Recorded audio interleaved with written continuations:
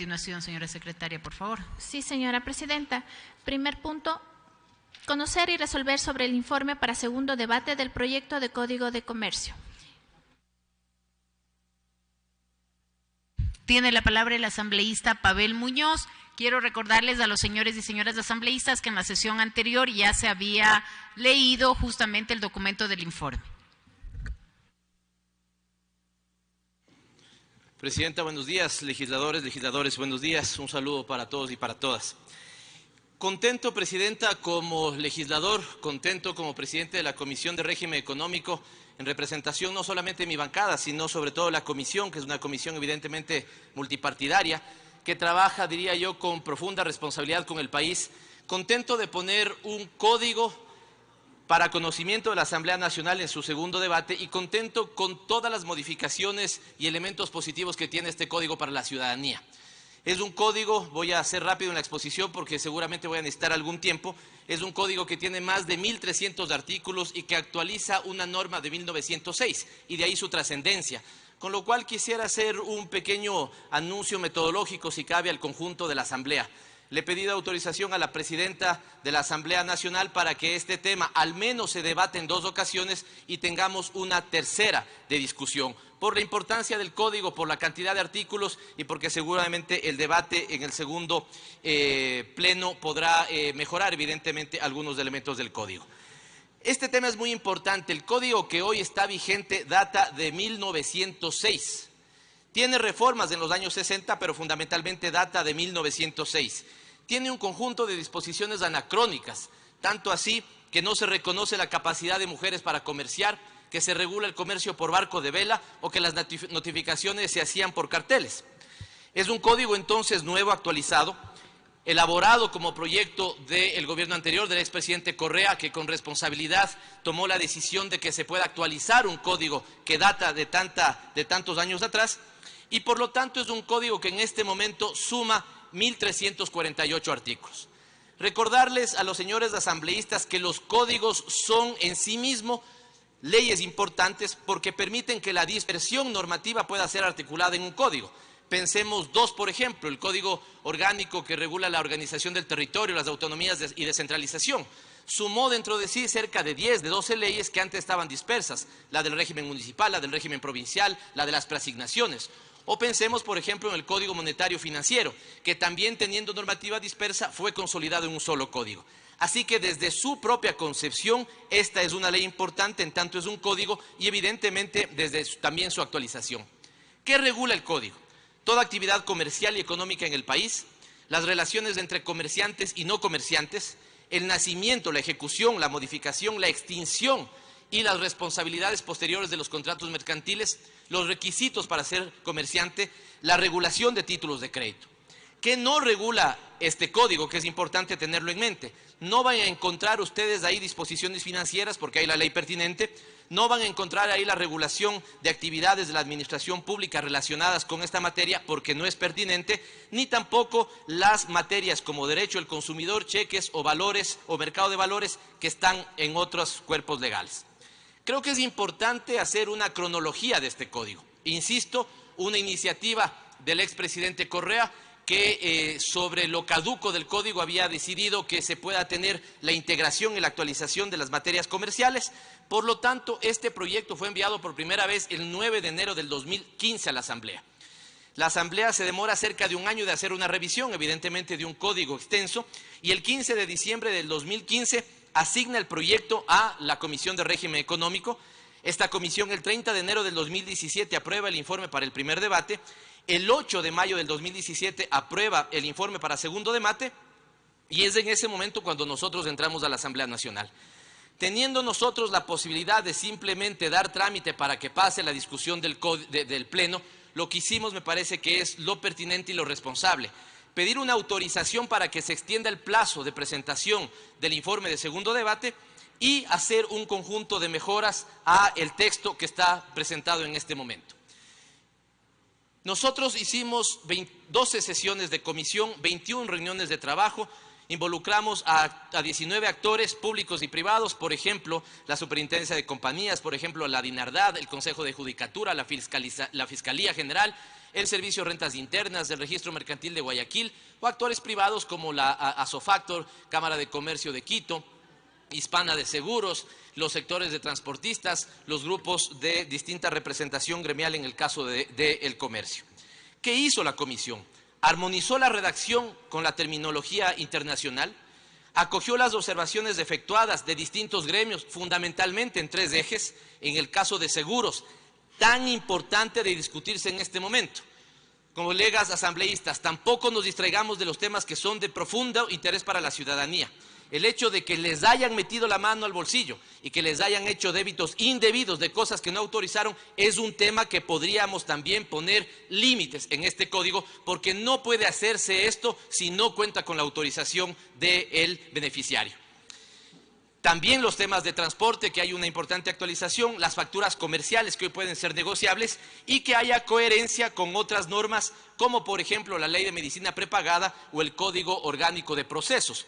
Recordemos que mientras la discusión de este código se daba, teníamos aprobaciones de código administrativo o código de procesos, por lo tanto había que buscar la armonización en esos aspectos. Entremos un poco a la estructura del código. Insisto, 1.348 artículos, 4 disposiciones generales, una reformatoria, una transitoria, 6 derogatorias y una disposición final. Tiene en total 7 libros del código y un libro preliminar.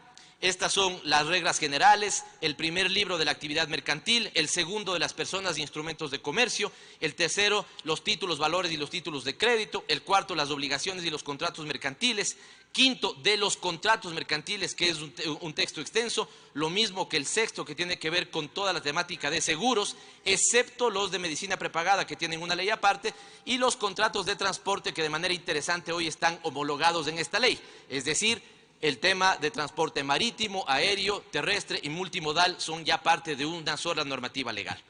Vamos a los detalles de cada uno de ellos. El primero, la incorporación de principios en las reglas generales. Esto es un elemento fundamental porque si uno compara las normativas de comercio en América Latina, ninguna tiene principios.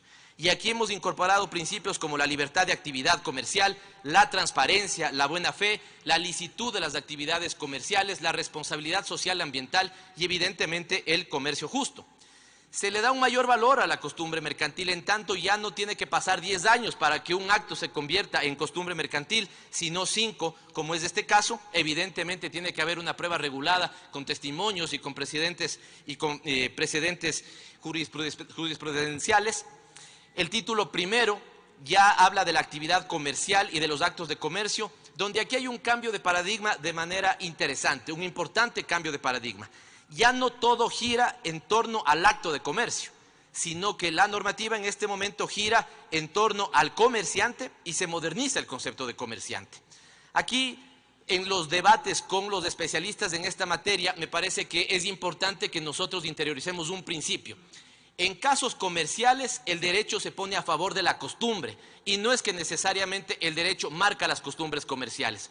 Con lo cual esto marca también el tipo de normativa que tenemos. Es una normativa que aboga mucho más por la capacidad de negociación entre las partes y que permite, sí, la intervención del Estado para evitar abusos o para evitar que en una negociación de partes el que tiene mayor capacidad de negociación someta o imponga sus condiciones sobre el que está en desventaja en esa capacidad de negociación. Por lo tanto, se trabaja también el concepto de equidad y justicia, se eliminan los discursos discriminatorios que existían, se elimina la prohibición para mujeres, que en algún caso se decía incluso que deban tener el permiso de su esposo para actividades comerciales. Hay una simplificación porque en este momento ya no tendríamos 2 registros, sino el registro que se hace en el SRI también sirve para el registro mercantil. Y es evidente que entramos en un conjunto de normativas y regulaciones modernas, vinculadas con la contabilidad, con las normas NIC, con las normas NIF, con las disposiciones de la Superintendencia de Compañías, del Servicio de Rentas Internas, y entre otros. Una cosa que ya sucede, pero que no estaba regulada, por ejemplo, es la contabilidad en medios electrónicos. Entonces se le da validez y se puede hacer. El título segundo habla de personas e instrumentos de comercio. Ahí hacemos una depuración normativa. Se eliminan las reglas antiguas, como por ejemplo la de los martilladores. Se incorporan nuevos factores como los suplentes y los auxiliares. La relación laboral se sujeta al Código de Trabajo como debe ser y es lo correcto. La competencia de registro mercantil se regula y se adapta también a la ley del Sistema Nacional de Registro de Datos Públicos. El marco normativo para el comercio reconoce el comercio electrónico, pero tenemos una precaución. Si bien lo estamos reconociendo y poniendo algunos artículos en este sentido, no eliminamos la ley de comercio electrónico porque hay que tener también cuidado de que la especificidad de esa materia no sea rebasada o mal reformada en este código. El título tercero tiene una cosa importante y es que reconoce el descuento como una forma lícita de percibir ingresos. Es decir, el cupo, el margen de utilidad o el descuento ya son formas lícitas de percibir ingresos. Pero claro, para que no exista abusos, ponemos la capacidad de que la Junta Monetaria, la Junta de Regulación Monetaria y Financiera, fije los techos máximos. ¿A qué me refiero? Si yo, por ejemplo, tengo un título que vale 100 y necesito liquidez inmediata, es posible que alguien me compre descontándome 20 o 30 dólares o el 20 o el 30%. Claro, ya sería una práctica usurera si me quiere descontar el 70%. Por lo tanto, se permite que eso exista, ¿no es cierto? Esto ya se convierte en lícito, pero la Junta de Regulación pertinente tiene que entrar a poner los techos para que no se caigan en abusos. Una actualización del interés general a las normas vigentes, la estabilidad normativa en figuras tradicionales, no se cambia la estructura de las normas que regulan los títulos de crédito tradicionales, es decir, seguimos teniendo las letras de cambio, los pagarés a la orden, las cartas de crédito, pero evidentemente están armonizadas con los cambios normativos que se han dado desde 1906.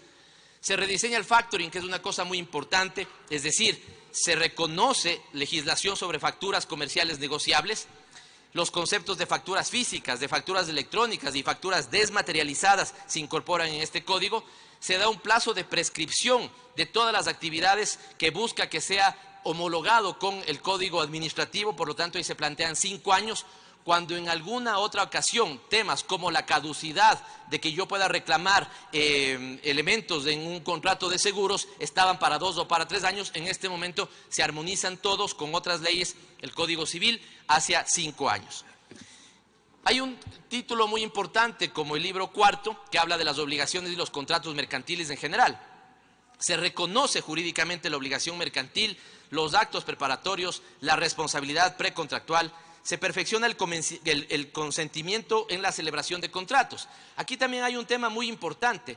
La sola voluntad de las partes ya permite el establecimiento de un contrato, pero es evidente que después las formalizaciones tienen que estar en los instrumentos ya escritos, en los instrumentos que firman las partes para que quede todo más de mejor forma celebrado. La regulación de los contratos se puede dar por medios electrónicos, se permite que los jueces no declaren nulidad total de los actos, sino que puedan darse modificaciones para permitir la aplicación. Esto sería un ejemplo de costumbre mercantil. Se reconoce el pago por transferencias bancarias.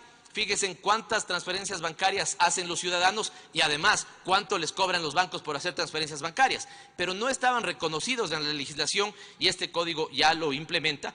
Se reconocen formas alternativas de solución de conflictos, se le da peso a la mediación. Si estamos dando peso a la negociación en las partes, entonces es obvio que también damos peso a los mecanismos de mediación, sin perjuicio de que después se puedan dirimir los actos por otras vías legales. Los contratos mercantiles, que es importante, los de corretaje. Aquí hemos tenido una voluntad que le transmito directamente al Pleno.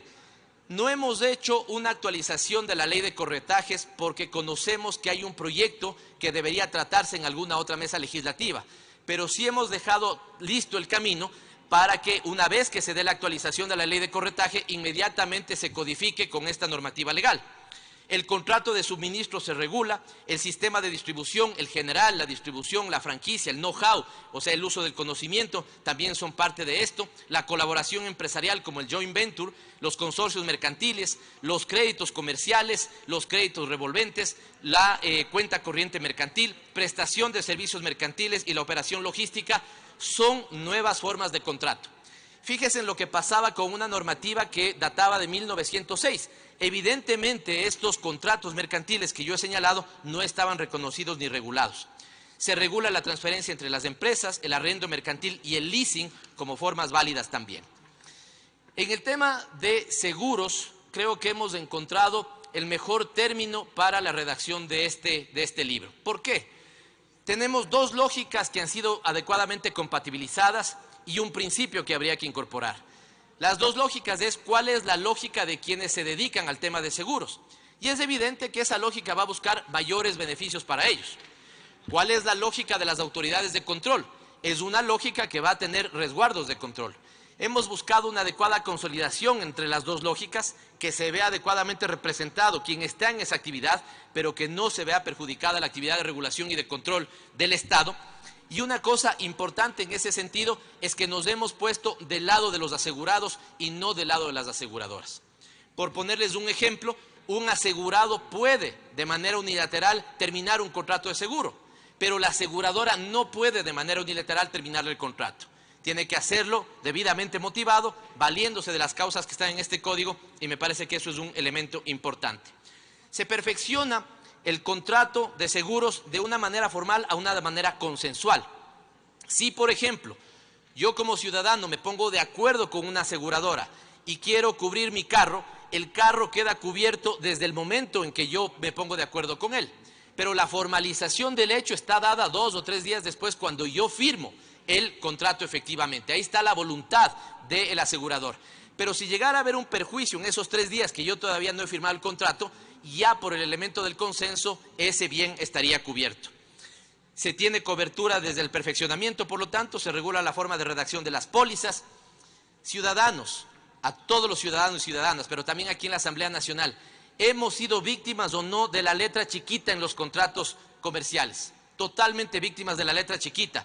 En letras grandes nos dan los beneficios, en letras absolutamente diminutas nos dicen qué es lo que tenemos que hacer para cobrar ese beneficio o cuáles son las obligaciones que debíamos tener, que nunca nos anticiparon adecuadamente en una lógica de marketing, pero que el momento que tenemos un perjuicio sí nos la buscan aplicar. Por lo tanto, queda eliminada la letra chiquita de los contratos en materia de seguros y de manera general en todos los contratos relacionados con el Código de Comercio. Se mejoran los plazos de mora y determinación. Se mejora el procedimiento de reclamo mediante la incorporación de plazos y lo que les decía, acciones que podían prescribir en 3 años y que por lo tanto terminaban siendo no tan beneficiosas para el ciudadano, en este momento se extienden hasta 5 años en casos especiales y lo que ya había dicho, la homologación con otros cuerpos legales. Simplificación. Se busca aquí resoluciones rápidas, se mejora la norma que permita que en caso de conflicto se puedan resolver vía administrativa. Fíjense en lo importante y a contracorriente que estaba pasando en otra ley presentada en este pleno. Es importante descongestionar la justicia y por lo tanto tratar de que muchos litigios puedan resolverse en vía administrativa, así lo estamos haciendo en este código. Respecto a los contratos de transporte, yo ya he dicho, la unificación terrestre, aéreo, marítimo, fluvial, multimodal, quedan homologados y bajo estándares internacionales y se promueve relaciones justas entre las partes. También un ejemplo importante, ¿qué venía pasando con la costumbre? Que la costumbre hacía cargar peso sobre quienes transportaban una carga y no necesariamente sobre el generador de carga. Estamos respetando que ese sea el principio, pero sí estamos motivando a que haya una formalización en ese tipo de contratos, lo cual termina siendo favorable para los transportistas. Finalmente, al Pleno de la Asamblea le digo que las conclusiones que podemos tener sobre este código es que se corrigen falencias del Código Administrativo vigente, que hay una dinamización de las transacciones bajo el principio de transparencia y se legisla sobre el concepto de comercio justo, que hay una potencia, se potencia los elementos de libertad de contratación, se establece la intervención subsidiaria del Estado solo en casos de conflicto. Vuelvo sobre este principio, si es que es comercial, que las partes se pongan de acuerdo, si no es así, que intervenga el Estado de forma subsidiaria. Se incluye la aplicación de principios de materia mercantil, se reconoce el comercio de masas, hay un beneficio al incorporar la interpretación de no comerciante y se otorga mayor valor a la costumbre mercantil. Para cerrar, me quedo nuevamente con los elementos más importantes, creo yo, para la ciudadanía, Presidenta.